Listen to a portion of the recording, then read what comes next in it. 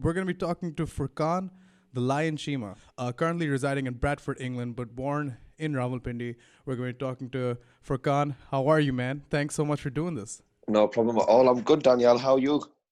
I'm good, dude. My headphone also just fell out at the same time as yours, so we're off to a great start, dude. I'm so excited to talk to you. I've watched every single one of your fights. I don't know if you want to believe that or not, but it's true. I've watched every single one of your fights, and I'm really, really impressed. You are absolutely and 100% a killer. You know what I mean? Against that fence, I've seen most of your finishes. We'll talk about that in a bit. But just run me through this. Where did the journey in mixed martial arts to stardom and fame and championship glory, where did it start for Furqan the Lion Cheema? It actually started with my family opening a MMA gym. Now it's currently a boxing gym, but it all started from my family. All three of my brothers, we used to train together, and it was like a family gym, so we were all together, and it started from that point. So since then, it started off as an MMA gym, and then from there it moved across to a boxing gym. So I had to decide elsewhere, but I still go there, still do my boxing and my fitness stuff over there. Yeah, I mean, you, if I'm not wrong, you have an undefeated boxing record, however much you have boxed, and you obviously have a boxing background. What made you take that decision to go towards MMA over boxing? What was that process like? It's just because the family gym actually opened as an MMA gym.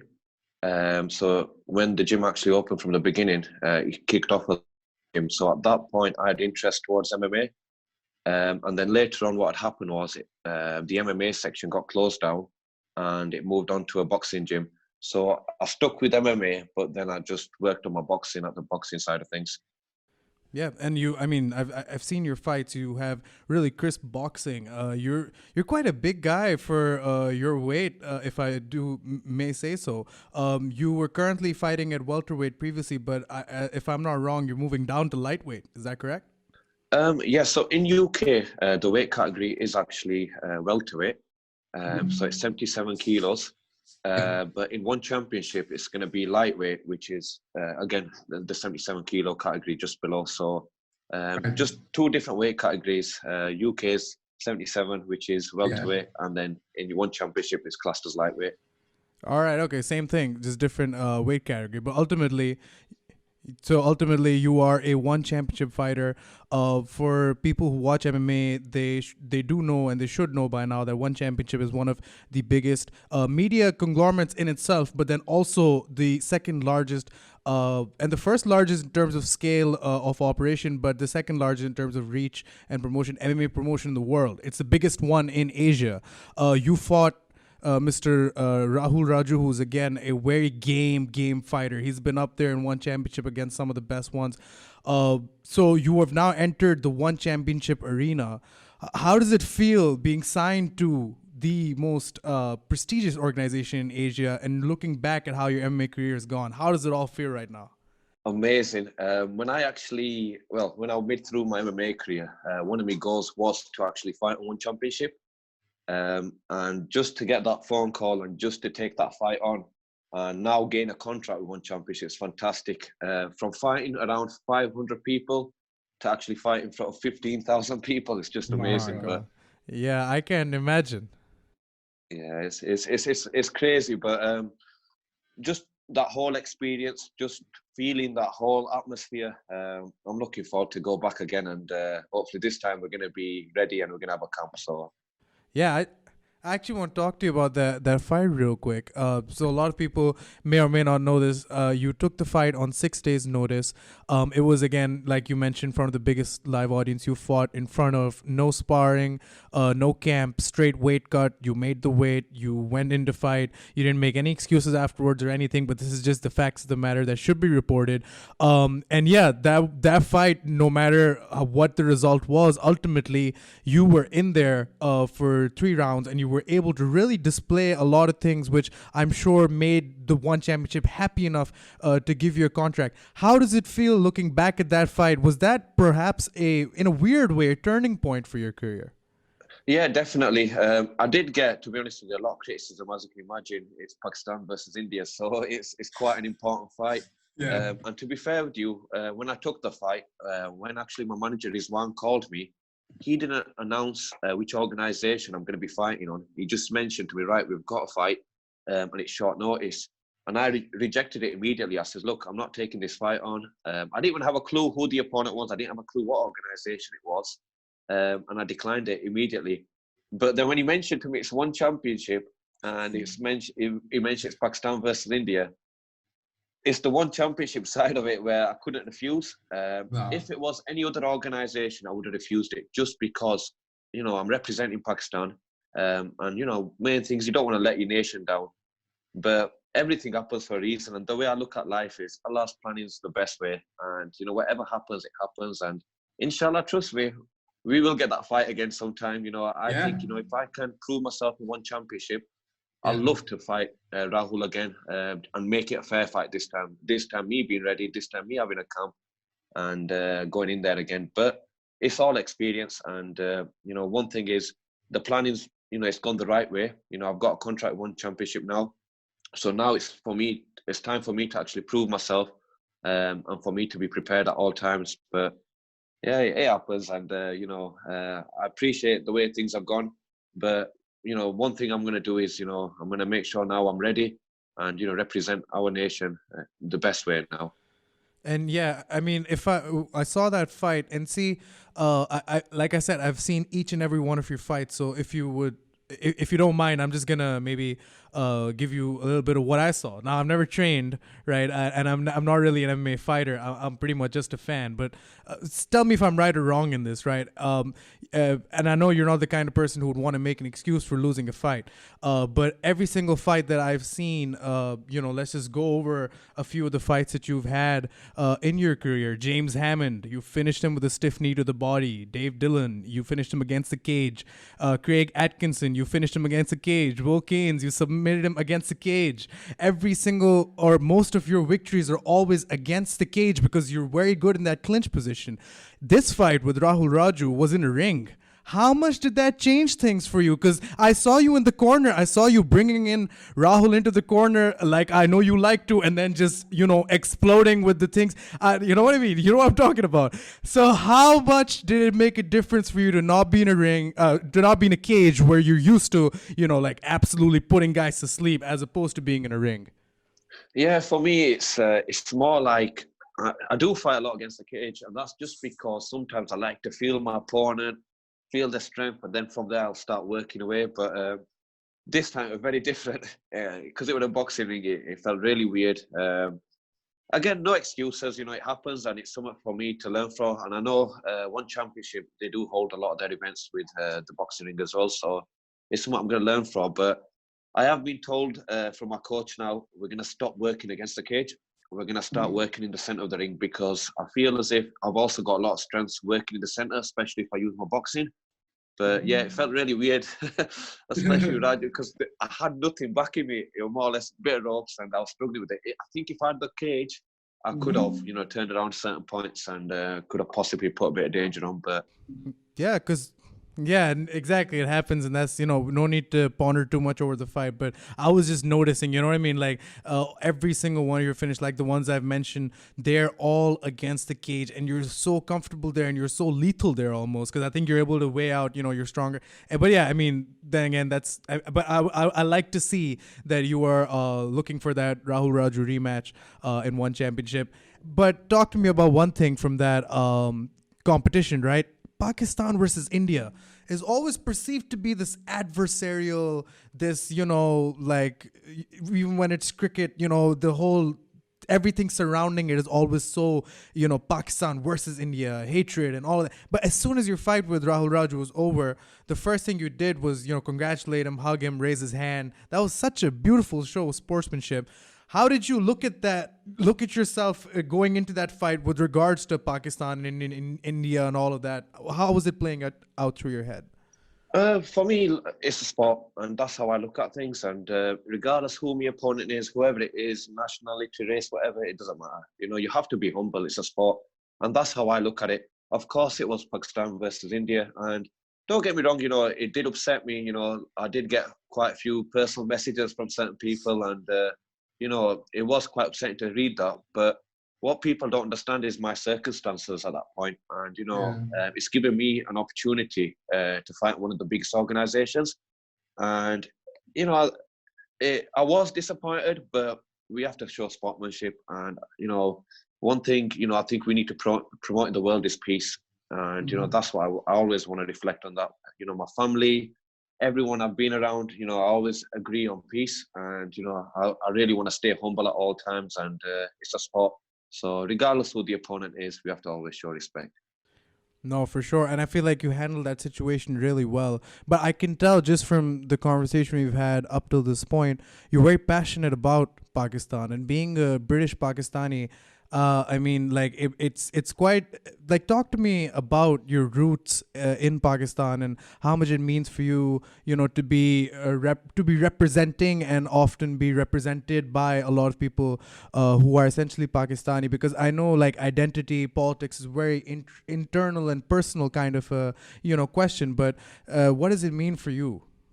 It means everything to me. Just to represent Pakistan is amazing. My actual elder brother now is currently in Pakistan. So he's just, he's gone on holiday there. And, my whole family is, a lot of my family are in Pakistan. So, for me, just to represent Pakistan meant the world to me. And, inshallah, I want to represent Pakistan all the way and, be a good representative of Pakistan. I want to hold that flag and inshallah get us some wins, because I feel in ONE Championship, especially, we have got a couple of good fighters, but I feel as if we've got a lot of things to show. And I feel as a nation, we are improving. Pakistan sportsmen, we're going up another level now.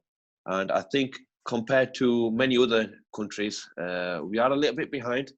But inshallah, I feel as if also in UK, I've got the facility to actually, go out there and, have the opportunity to actually represent Pakistan, and hopefully we get some wins for us. But I know in Pakistan at the moment, it is a little bit difficult with finances, etc.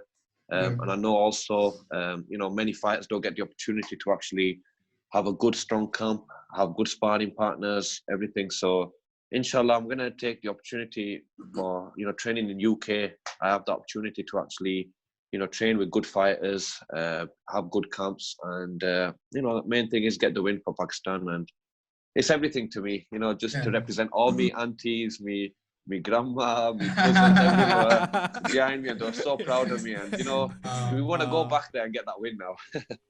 That's beautiful. That's beautiful. I think that's great. And yeah, I mean, Pakistan is a very family-based, cultural, setting where we always do look out for, our own. And I think it's safe to say the entire country is rooting for you, because you are also family and you are also one of our own. And, the thing is, I feel like we're growing as a sport here in Pakistan, like right here in Pakistan, the events that are happening and everything, and the fighters are getting better. A lot of the guys who competed ONE Championship right now, people like Avesh Shah, like Irfan Ahmed, who competes in ONE Warrior Series, and a lot of others. One Avesh Shah, of course, competes at ONE Championship.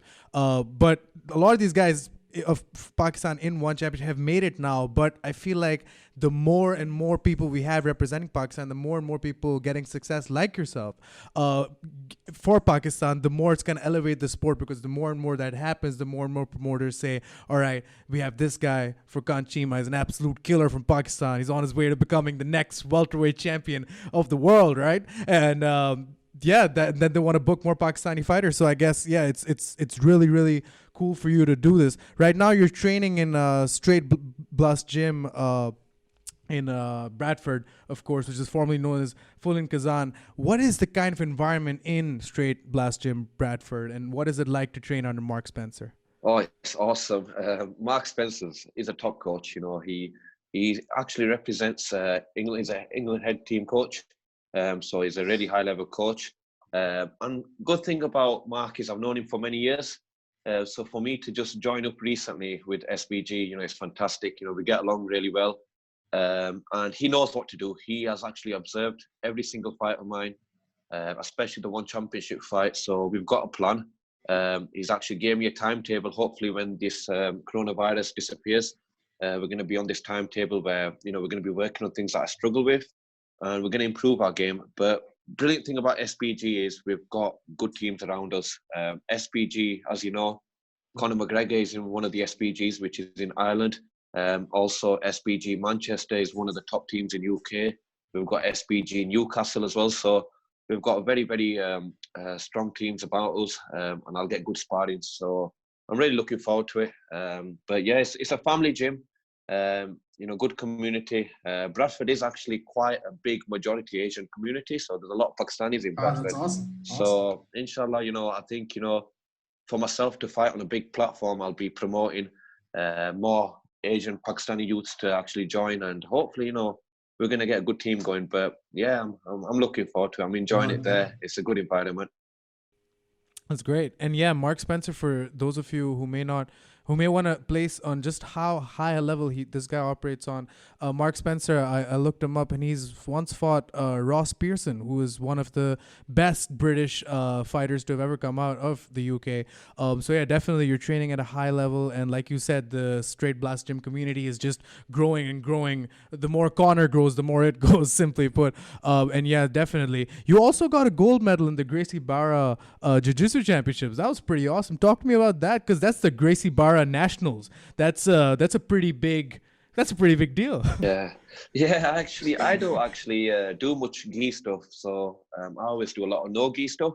And from last year, I just decided to do a bit more gi work, and I'm going to continue it because I really want to get at least a blue belt minimum, and then hopefully from there move on. But I've been working a lot on my gi stuff now, and I went for this competition. Again, it was short notice. I think I only got told 2 weeks before this competition started. And I actually fought, I think it was competed at 88 kilo. So quite a big weight category. Yeah. That's a big weight. I was actually meant to enter for 83 kilos, but unfortunately it was full. So I entered for 88 kilo, and I had 4 matches on that day. And shockingly, I went and won the tournament. So I was quite pleased about that. A lot of the guys were quite strong. They were heavy guys, as you can imagine. They were all 88 kilo guys. So it was a bit difficult with strength-wise. But yeah, I managed to hold my game and win that tournament. So I'm pleased about that, definitely. Yeah, no, that's crazy. And especially if you went up a weight class and decided to compete, because the heavier the guy, especially in jiu-jitsu, it's not supposed to make a difference. But I mean, if a guy is strong, he's strong. I think there's no countering to that. There's no, out techniquing a guy who's just so much stronger. But again, 88 kilo gold medal, that's just really impressive. Furqan, you're on your way, I think, to becoming one of the people who's definitely going to be the pride of Pakistan and competing on the ONE Championship stage. I mean, all of these little things that are happening around you, the signs. Vitor Belfort was ringside for your fight. How did that feel, by the way? Vitor Belfort was watching your fight. Oh, it was crazy, to be honest with you. It's mad, there were a lot of people there, and it was insane, to be honest with you. And it's crazy because when I actually went to ONE Championship, the whole, I had to lose so much weight. I had to go through this whole drama, new atmosphere, big stadium. The whole process was different. So meeting, I got to see so many high-level athletes. I got to see so many celebrities, but I never got to realize, wow, this is Vitor Belfort. Wow, this is so-and-so. Just because I was so busy trying to cook and do so many things. So I think next time, hopefully, I'll appreciate it definitely more. But yeah, it's fantastic to just be under an organization with them big names. It's fantastic, definitely. Yeah, no, I can imagine, you have to cut weight, but there's Vitor Belfort. What do you do? How do you choose? I think you chose well. I think you should have cut weight, and you kept cutting, so that's good. That's awesome. MMA is such a beautiful sport, and of course it's picking up here in Pakistan more and more and more as time goes on. But what I've seen very interesting is, it's a matter of introspection as to how you look at mixed martial arts as an entity, essentially, not necessarily as a sport. Or a lot of people look at it differently. There's the people who say that it's just cage fighting. That's what Chael Sonnen would say, for example. There's people who would say that it's an evolved martial arts. That's what a lot of the new breed guys would say. A lot of people would say it's just straight up martial arts and supposed to be based on, discipline and all of that. How do you look at what mixed martial arts is, and how do you exactly look at it as an entity? What does it mean to you? What is it supposed to be all about? Oh, it's amazing. It's just the whole aspect of learning so many different things. And, there's so many sports involved in this all in one. And it's amazing. with myself, I've always focused on boxing and jiu-jitsu. But now I'm working on a lot of my wrestling now because, that's something that I feel as if I need to work on. And I remember just recently, well, before the coronavirus kicked off, when I was at SPG, we were doing so many drills on wrestling. And then my coach, he put me along some sparring and I would try and do takedown defense and everything. And I was so happy because I couldn't get taken down and I was learning so many different things. So it's crazy because there's so many things that you can learn from mixed martial arts and you don't realize how many different little things there is. So it's exciting just to keep improving and learning so many new things and just building yourself up. But yeah, it's a fantastic sport. And same with boxing as well. There's a lot of different things that you have to learn with boxing and same with jiu-jitsu. And it's just everything all combined together is just fantastic. And it's an exciting thing to be in. Yeah, for sure. I mean, exciting is, I think, the understatement of the year. Well, I mean, just, tell me what is it like for you to stand across the cage? Oh, your video's off. Oh, there we go. Got you back. No, you're good. What's it like for you to stand across the cage from an opponent? Like, what is going through your mind in that exact moment? The referee points at both of you and says, fight. What kind of a focus do you like to keep? What kind of things do you like to remind yourself? Give me an inside look on how you look at the fight as you're getting into the fight. Yeah, for me, it's more preparation. I feel as if, if you've had good camp, good preparation, and then you're ready. I feel that's a key factor. I feel as if in the gym, it's all the hard work there. You have to put the hard work in the gym, go through the sweat and tears and just work and work. And even if you're making mistakes in the gym, just keep learning and keep building from the mistakes. And, once you know in your heart, you know what, I've had a good 6-7 week camp. I'm ready for this. I'm fit and ready. When your opponent's in front of you, you don't care. You think, you know what, I'm going to try my best. He's going to try his best.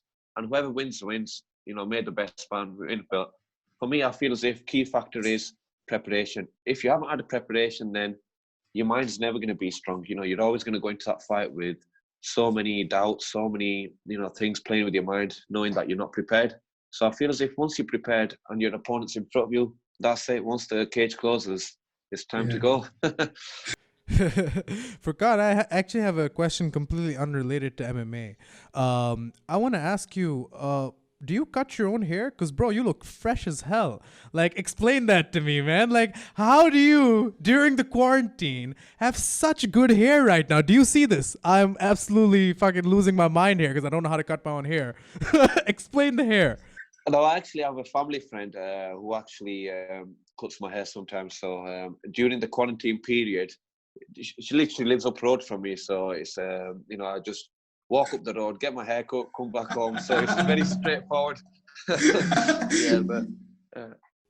But you can understand why I asked that question, because like everybody's worried about what their hair is gonna look like in a month, and here you are, a fade, beautiful. Now talk to me about the corona. I really want to know how has that affected you, and how do you now make up for lost time in training? Because I'm like thinking a whole lot about this. Fighters, they have to be in the gym all the time around their coaches, around their sparring partners, around, their teammates. They can't do that now. How is that going to affect gyms? How is that going to affect fighters in the long run? How do you think it's going to affect you, or how has it affected you? Yeah, it does affect you. I'm not going to say it doesn't because, there's no sparring, there's no one to work with. But really for me, it's just more or less what I'm doing is 5 times a week, I'm going running. And I'm just trying to improve my timings, and I'm just trying to go more long distance running and just trying to stay fit. Also in the garden, I'm working out, so I'm doing that technique kind of stuff. I've just recently bought like a dummy. I'm always killing that poor dummy, unfortunately. But I'm just working around, keeping fit. I think the main priority is to keep fit. And then once the corona situation, quarantine finishes, we can go back in the gym, and hopefully we won't be too behind, and the fitness will be there. So I'm just trying to keep strong and keep working. But also SPG, what they're doing is they've got like an online tutorial. So every couple of days, they're uploading videos, and you can follow that tutorial and just do them workouts at home. So there is a lot of support available. But yeah, for me, it's just to keep fit and keep active. Yeah, I think that's the most important thing, because, as soon as this is over, the whole world's going to want to do stuff, you know what I mean? And as somebody who views like the MMA economy right now, I think is the best time for the UFC to potentially be putting on a card, even though it's ridiculous if you think about it. Like, why are you doing this right now? But if they do, it's gonna do the most numbers I think ever, because everybody's at home, everybody wants to watch. You know what I mean? Yeah. But afterwards is also gonna be insane, because now it's all over. And now you're putting on events. So I feel like it's really important to just stay ready for whatever you're doing. Furqan, would you ever want to fight here in Pakistan? In Pakistan? Yeah. Yeah, I'd love to. Definitely. Before ONE Championship, I used to always say to this one manager, get me that fight in Pakistan, man. I want to go down there and fight. But 100%, and inshallah, I think, it would be one day a goal just to go there and fight. I'm actually hoping as well this year to visit Pakistan. So inshallah, towards the end of the year, I'll be coming over to Pakistan and hopefully meet up all the Rawalpindi boys. Yeah, there we go, the Pindi boys. Oh, what do you know about the Pindi boys?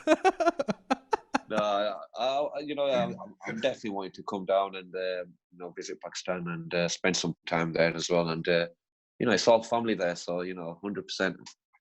No, for sure. And yeah, I mean, the Pakistani MMA scene is really picking up. We are having a few like promotions come up that are putting on a lot of great events, and like massive gyms are opening up. So like the UFC gym has opened up in Lahore, which is insane. Like the Brave gym has opened up in Lahore, which is also insane. The Sarai Fight Night has started, which is like the largest scale MMA production that I've ever seen in Pakistan. So there's a lot of great indicators, and who knows? I mean, Furqan, if you can really pull through, you might just be able to bring ONE Championship to Pakistan. I was going to say that as well. It's great to see ONE Championship in Pakistan. Yeah, it's fantastic that. And I think ONE Championship, they do a lot of times, ask which country would be best to, put their show on. So I know India's been mentioned quite a few times.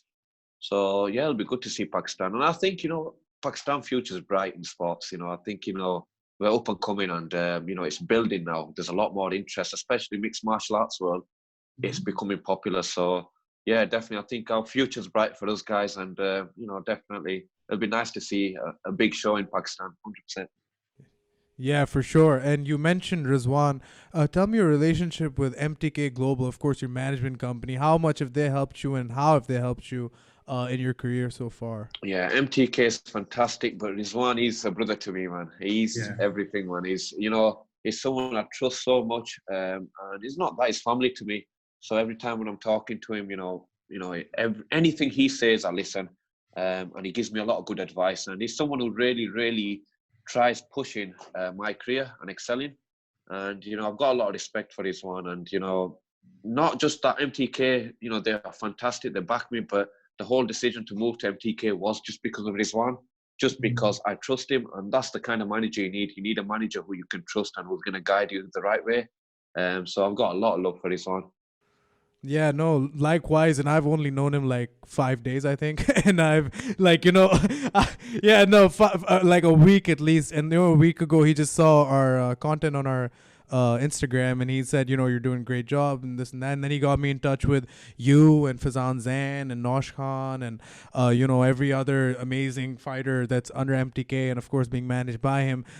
So, yeah, I mean, he's done this for absolutely no reason, just to promote the sport, promote you guys, promote us. And I feel like, yeah, that's the kind of stuff we need more of in the MMA scene. Yeah, no, definitely. He's very supportive. And I'll tell you a little story about this one. There was a point where, if you look at my record, you can see at one point I had quite a big break with I think it was like a year break I had. Yeah, 2-year break. Yeah, quite a long break. And at that point, I don't know what it was. I just kind of lost the motivation for the sport. I just wasn't, feeling it too much. And I kind of just lost interest. And plus, obviously, I had a daughter, I've been married, etc. So the whole scenario kicked off. But at that point, I remember Rizwan just one day contacted me and saying, look, you need to get back into this sport. You need to get back into MMA. You need to start fighting again, start training again. And he really motivated me. I had a really good conversation with him. And it was quite nice to hear because, he also mentioned, especially with, the whole community in Pakistan, how many people have asked, where's Furqan gone? How come he's not fighting anymore? And, it was really nice to even hear that. So he really brought me back into this. He actually signed me through Prime Sports. And then from there, we've just, been fighting. We've been going on very strong. And then, he gave me the opportunity with ONE Championship as well. So, he's really supported me. He's gave me a lot of help. and he's someone, I've got a lot of time for. And I was actually going to ask you about the break you took from the sport right after this. So this is pretty natural and nice segue. Good job. So yeah, I mean, talk to me about that. Of course, you took some time off, and I saw the documentary that was made, the one on Instagram, about your MMA career and how you always stood up for something right. But there was a time in between where you kind of lost interest for the sport. Of course, like just to not delve too much into whatever's happening at that point, but what kind of mindset were you in then, and what kind of mindset do you think you're in now? I would say at that point I wasn't in the best of mindset, and there were a lot of negativity going around me. I just didn't have negativity in personal life, and also negativity towards sports, etc. Just I wasn't in the right mind frame, and alhamdulillah, at that point I got married. When I got married, things started looking on the up, and then it just came to a point where I had all the good people who were around me from before, just trying to encourage me to start fighting again, for me to start training again. And since then, I've never looked back now. I'm in a really, really positive mind. I love training, so in a way, I'm happy I had that break, just because at that point made me reflect on many things. And now I look at myself where I am now, and I think, you know what, everything happens for a reason, as mentioned before. And Allah's plan is the best, and that's what I feel. I feel as if now we're in a good position, and I'm enjoying it. I'm loving everything, and everything's looking on the up, definitely. Yeah, no, for sure. I mean, from a break that you took, I believe in 2017, or was it earlier? I don't remember the exact date. Yeah, around about that time. From that now to, of course, being assigned contracted one championship fighter, you've clearly, made the most out of, like you said, whatever hand has been dealt to you. But now I want to ask you, moving forward and kind of looking ahead, what do you want to do next, and what is really next for the line? For me, it's just I have 5 fights contracts with ONE Championship. So I do know, hopefully once this quarantine's over, I'm looking to be fighting back in ONE Championship. So hopefully, I hope I get 2 fights this year, end of this year, and then hopefully next year get 3 fights and see how it goes from there. But my main goal now is to get wins and get them wins in ONE Championship. And fly our flag, fly Pakistan, represent Pakistan in a good way, be a good role model, and just lift the flag for us. I feel as if it's very important for us to put a stance in ONE Championship. There's a lot of good fighters, and I want to be part of them good fighters. Part of that team, and fly the flag for us, definitely. Yeah, no, for sure. And the thing about ONE Championship is that it's now it's like in 2020 you can, because years before this you would say maybe okay, maybe not yet, maybe not yet, maybe not yet, but now 2020 you can say that we, as a country, are definitely going to want to work towards better and better things. And I'm really, really excited to hear that you want to fight at least twice next year. I want to tell you that while you want to fight twice next year, we're going to want to cover your fights twice next year, and we're definitely going to want to talk to you again before your fight, after your fight, if you get a minute, maybe during your fight, whatever and whenever. We're ready to support you 100%, man, because Pakistani MMA is only on the way up, and it is fighters like you who are really gonna hopefully put a stamp down in saying that this is a legit country. This is a country of fighters. Because do you feel like that sometimes? Because a lot of people would say, oh, it's almost in Pakistani culture to be so aggressive and want to fight all the time. Do you feel like it's in our blood? I definitely think it is 100%. I feel as if we've got a lot of pride, and I think also representing our country, you have to represent being 100% at all times. I feel it's a big thing. It's crazy because when I took the fight with Rahul, the amount of support messages I got was amazing, and I was like reading these messages, thinking, God, man, these are so passionate fans here, and it's amazing how much our nation support.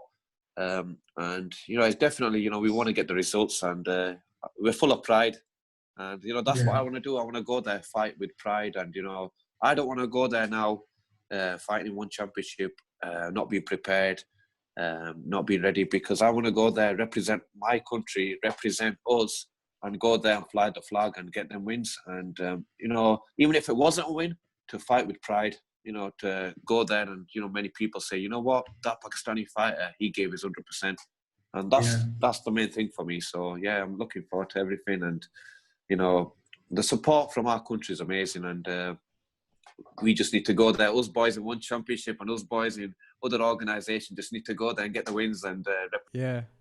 No, I feel like it's about to happen. I feel like it's really going to start picking up for our country, inshallah. And I just want to ask you a few questions that I just thought of. And they're not exactly related to any of the previous conversation we've had. But yeah, is there a fighter that you grew up idolizing? I'm just curious. For me, idolizing was Muhammad Ali.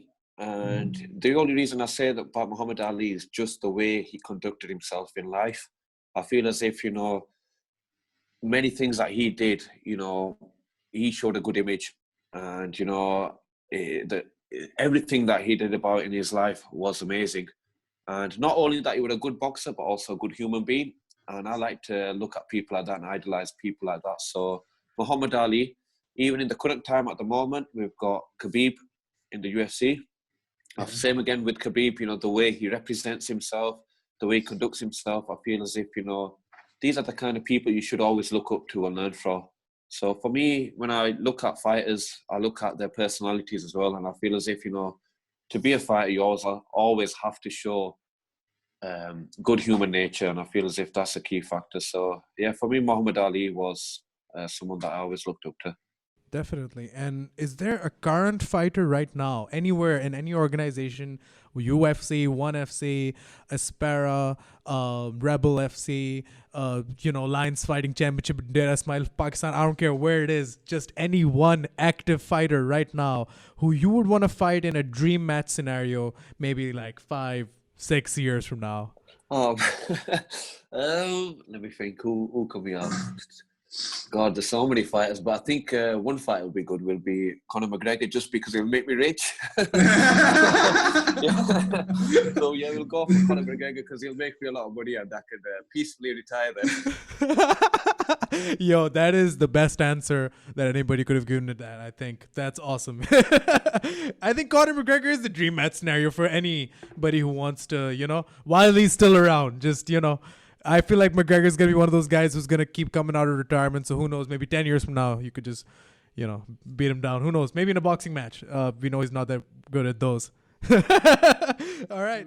I'm so excited for your fights coming up in ONE Championship. I feel like it is only up and up from here. And I guess this was the kind of introductory kind of meeting of ours, but I have a feeling we're going to be seeing a lot more of each other, and I'm really excited to see where your journey takes you, sir, and I just want you to know that I'm with you all the way. Thank you very much. I appreciate it. And like I says, I just appreciate you giving me that time. It means a lot, and yeah, definitely we'll do some more, hopefully more podcasts together and interviews, and whenever you need me, just give me a shout. I'm always here. Hey, appreciate it, man. Appreciate it so much. I had a great time filming this. And yeah, it was a pleasure talking to you, bro. Ladies and gentlemen, this has been the 9th edition of The Weigh-In. The Weigh-In, of course, we're trying to make Pakistan's best and premier mixed martial arts platform for all kind of news, all kind of interviews, all kind of podcasts, and all kind of information on the MMA scene. Make sure you follow along, subscribe to our YouTube channel, follow us on Instagram, like us on Facebook.